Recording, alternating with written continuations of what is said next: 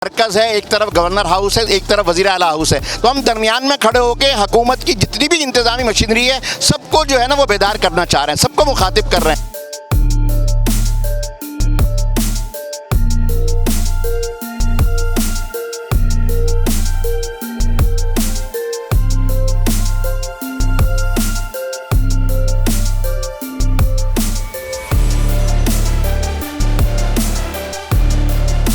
इनके मुतालबात है क्या और है किससे?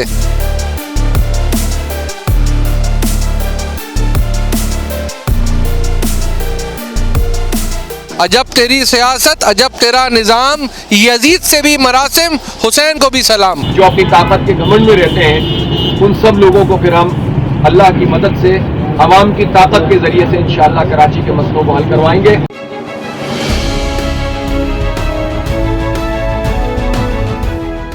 बिस्मिल्लाहिर्रहमानिर्रहीम। जी हाँ, हक दो कराची को।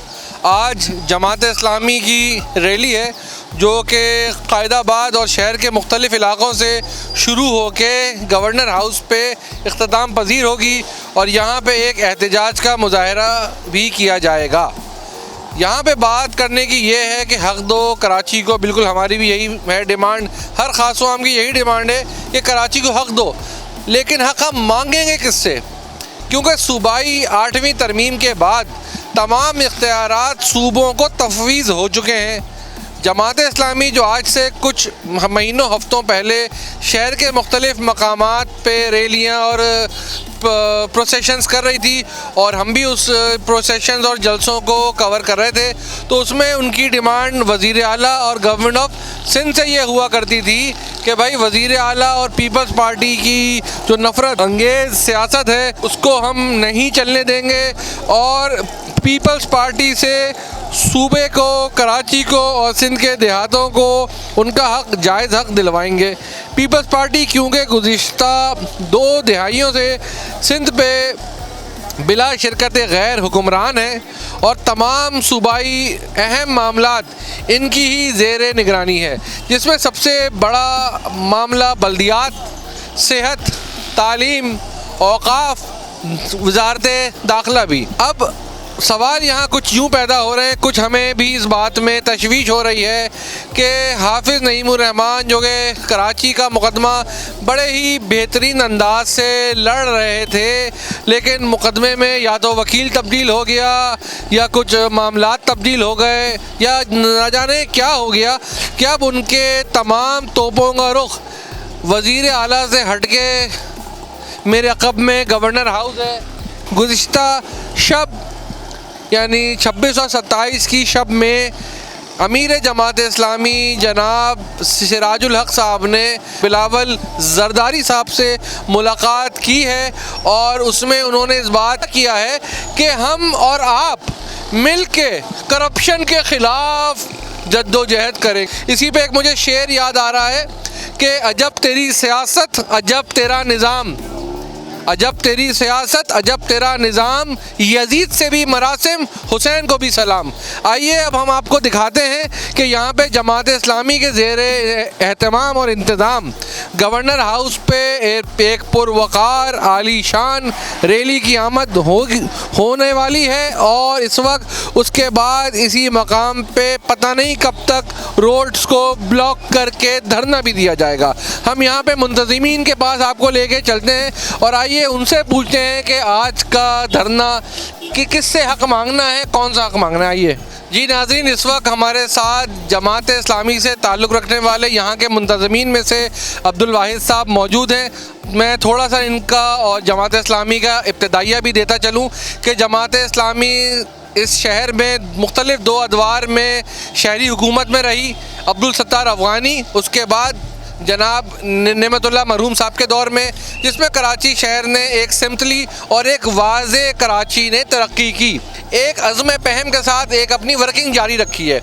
उसी वर्किंग के सिलसिले में आज मौरिख़ा 28 मार्च को गवर्नर हाउस के मकाम पर एक एहतजाजी प्रोसेशन का एहतमाम किया गया है, जिसके मुंतज़िम अब्दुल वाहिद साहब हमारे साथ हैं।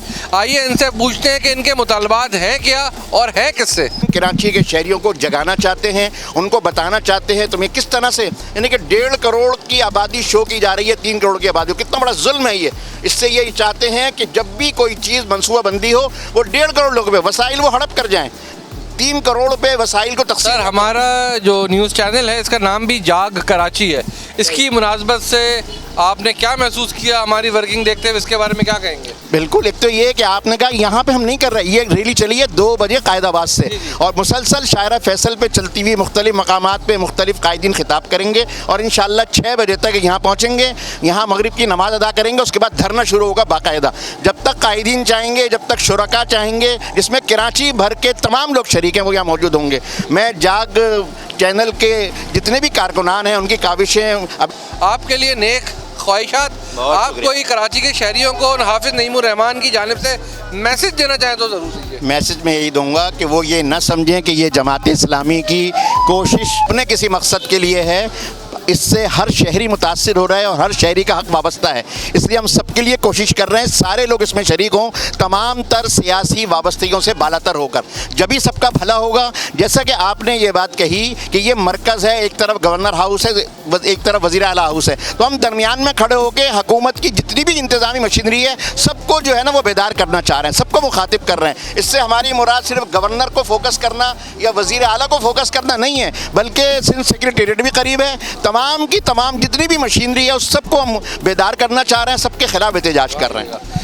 कि होती नहीं जो कौम हक बात पर यकजा, होती नहीं जो कौम हक बात पर यकजा, बस उस कौम का हाकिम ही उसकी सज़ा है।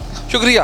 अब तो कराची रैली यूँ समझ लें कि इस जद्दोजहद में एक ज़बरदस्त इजाफा होगा, और हम जब यहाँ शाम को आकर गवर्नर हाउस पर बैठेंगे तो फिर इंशाल्लाह आप लोगों को आइंदा के जो है वो लाए अमल है उसको यहाँ पर तय भी करेंगे, बाहम मुशावरत भी करेंगे कि हमें क्या करना है अब आगे, और कराची के लोगों के मसलों के हल के लिए क्या पेशरफ होनी चाहिए। तो यही एक अवामी दबाव के ज़रिए से हम चाहते हैं कि जो आराम से नहीं मानते, जो जिनको अखलाकी तौर पर इस बात का एहसास नहीं कि जो हुक्मरान है कि वो लोगों का मसला हल करें, जिनको जमहूरी रिवायात का पास नहीं है, जो अपनी ताकत के घमंड में रहते हैं, उन सब लोगों को फिर हम अल्लाह की मदद से अवाम की ताकत के ज़रिए से इंशाअल्लाह कराची के मसलों को हल करवाएंगे, और उसके लिए इस बड़ी रैली की सूरत में हम यहाँ पर आकर बैठेंगे।